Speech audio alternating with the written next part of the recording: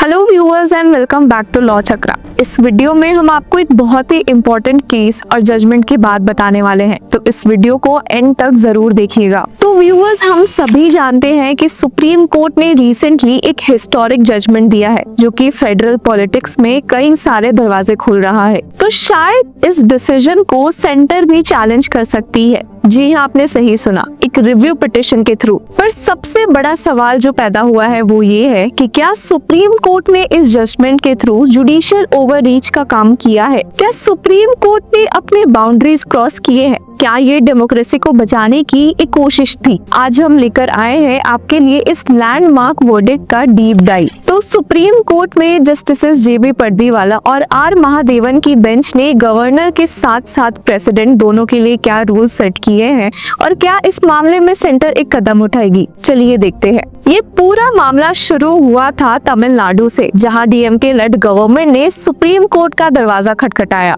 Governor RN. Ravi पर state government ने एक बहुत बड़ा इल्जाम लगाया कि उन्होंने अब तक 10 बिल को डिले किया है। डिले ऐसे किया है कि वे खुद इस मामले में एसेंट नहीं दे रहे, क्या बिल को प्रेसिडेंट के पास भेजकर इनडेफिनेट डिले कर रहे हैं। कुछ बिल्स तो साल 2020 से पेंडिंग है। कोर्ट ने 8 अप्रैल 2025 को ये क्लियर किया कि गवर्नर और प्रेसिडेंट दोनों ही ऐसे बिल्स को इनडेफिनेट डिले नहीं कर सकते। और सिर्फ यही नहीं, बल्कि पहली बार देश में ऐसा हुआ कि 10 बिल्स पास किए गए गवर्नर के एसेंट के बिना, सुप्रीम कोर्ट के डायरेक्शन पर। सुप्रीम कोर्ट ने इस जजमेंट में ये क्लैरिफाई किया कि गवर्नर ने इस केस में इतना डिले किया कि सुप्रीम कोर्ट को एक कदम उठाना पड़ा। उन्होंने अपने जजमेंट में स्टेट किया कि we are left with no other option but to exercise our inherent powers under article 142 of the Constitution for the purpose of declaring these 10 bills as deemed to have been assented. पर Supreme Court यहाँ रुकी नहीं, उन्होंने governor के साथ साथ president दोनों पर ही टाइमलाइन लगा दिया है।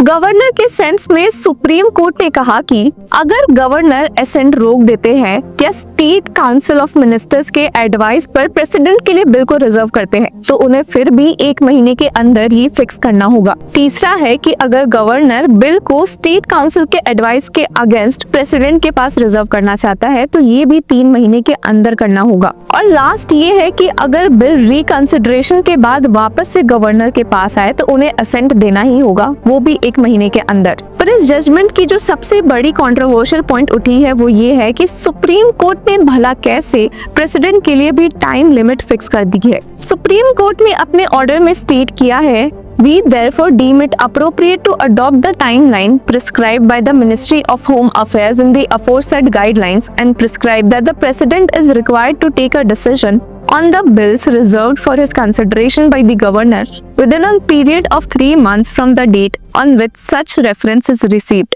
इंटरेस्टिंगली इस पॉइंट पर AG attorney general of India R Venkataramani, जो इस केस में गवर्नर की ओर से आर्गुमेंट्स भी पेश कर रहे थे, ने कहा कि सुप्रीम कोर्ट ने बिना प्रेसिडेंट को सुने हुए ऐसी टाइम लिमिट फिक्स की है। इस केस में सुप्रीम कोर्ट ने प्रेसिडेंट को एक मौका भी नहीं दिया है अपनी बात रखने के लिए। पर बात यहाँ बिल्कुल खत्म नहीं होती है। सुप्रीम कोर्ट ने ये भी आगे कहा है कि अगर प्रेसिडेंट विद इन 3 मंथ्स ये काम नहीं करते हैं तो स्टेट गवर्नमेंट सीधे सुप्रीम कोर्ट वापस से आ सकता है। The judgment stated that where the president exhibits inaction in making a decision when a bill is presented to him for assent under article 201 and such inaction exceeds the time limit as has been prescribed by us in paragraph 391 of this judgment, then it shall be open to the state government to seek a writ of mandamus from this court। पर यहीं पर Supreme court पर और सवाल उठ गए हैं। यहाँ पर सुप्रीम कोर्ट पे ये सवाल भी उठा है कि भला वे ऐसे ऑर्डर्स कैसे दे सकते हैं जो कॉन्स्टिट्यूशनल अमेंडमेंट का काम कर रहा हो।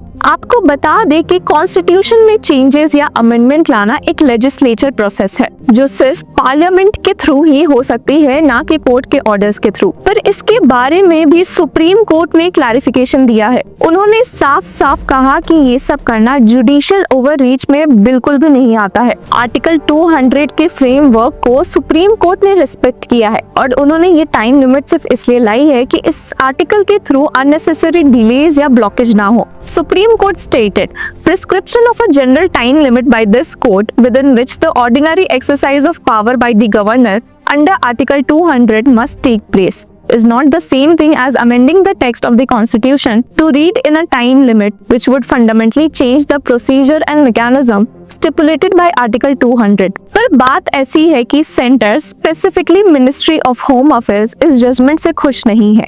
उनके कुछ ऑफिशियल्स ने ऐसा कहा है कि सुप्रीम कोर्ट ने इस जजमेंट से कॉन्स्टिट्यूशन को अंडरमाइन किया है और साथ ही कॉन्स्टिट्यूशनल प्रोसेस को भी। एमएचए के ऑफिशियल्स ने मीडिया को बताया कि वो रिव्यू पिटिशन फाइल करने जा रहे हैं। तो यहाँ रीजंस क्या हो सकते हैं? पहला है टाइमलाइन फिक्स करना। देखा जाए तो टाइमलाइन प्रिस्क्राइब करना कॉन्स्टिट्यूशन के अंदर दिया भी नहीं है, और अगर ऐसा है भी तो ये पार्लियामेंट का काम है, कोर्ट्स का काम नहीं। Once President withholds assent, the bill lapses। पर सुप्रीम कोर्ट ने कहा है कि अगर असेंट ना हो और टाइम पीरियड खत्म हो जाए तो ऐसे बिल्स को असेंटेड माना जाएगा। ये भी काफी प्रॉब्लमैटिक साबित हो सकता है। देखा जाए तो सेंटर के पॉइंट्स को पूरी तरह से नहीं सुना गया है। जैसा कि एजी आर वेंकटरमणी ने कहा भी कि प्रेसिडेंट को बिना सुने हुए सुप्रीम कोर्ट ने ये ऑर्डर दिया है और उनके रूल्स पर भी कुछ बातें कही है। अब इस केस में एक और कॉन्स्टिट्यूशनल प्रिंसिपल समझना बेहद जरूरी है, जो है पॉकेट वेटो का। ये एक साइलेंट टूल है जिसके थ्रू प्रेसिडेंट और गवर्नर दोनों इनडेफिनेटली बिल्स को डिले करके रोक सकते हैं। कोर्ट ने क्लियरली कहा है कि prescription of time limit is to ensure that the governor is not conferred with the power of exercising a pocket veto.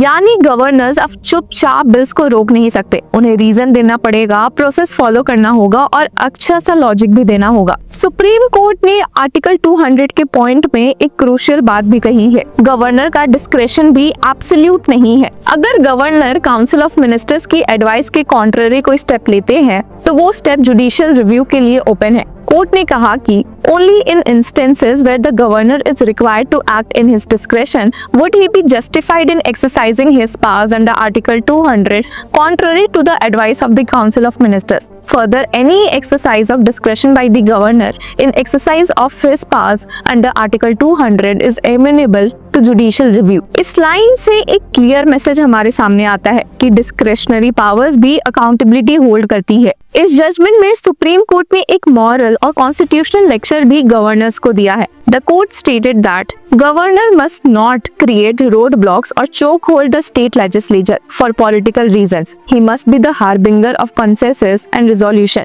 यानी कि गवर्नर कोई पॉलिटिकल एजेंट नहीं है, उनका रोल एक कॉन्स्टिट्यूशनल स्टेट्समैन का होना चाहिए, गाइड, फिलोसोफर, फ्रेंड, जो इलेक्टेड गवर्नमेंट के काम में रुकावट डाले, ऐसा नहीं। पर आते हैं सबसे इम्पोर्टेंट डिबेट पर, क्या सुप्रीम कोर्ट का ये जजमेंट जुडिशियल ओवररीच है? अगर हम आर्ग्यूमेंट्स देखें which are in favour of Supreme Court, तो पहला पॉइंट ये आता है कि सुप्रीम कोर्ट ने डेमोक्रेसी को अपहोल्ड किया है। गवर्नर्स का पॉलिटिकल मिसयूज रोकने के लिए चेक्स एंड बैलेंसेस भी बेहद जरूरी है और आर्टिकल 200 और 201 साइलेंट है टाइमलाइंस के बारे में। ये जजमेंट स्टेट फेडरलिज्म के लिए एक गेम चेंजर बन सकती है। तो व्यूअर्स, आपको क्या लगता है, क्या ये जुडिशियल एक्टिविज्म है या जुडिशियल ओवररीच? क्या कोर्ट ने डेमोक्रेसी की रक्षा की है या कॉन्स्टिट्यूशनल लिमिट को क्रॉस किया है? कमेंट सेक्शन में अपनी राय जरूर दे और तब तक के लिए कीप फॉलोइंग लॉ चक्रा।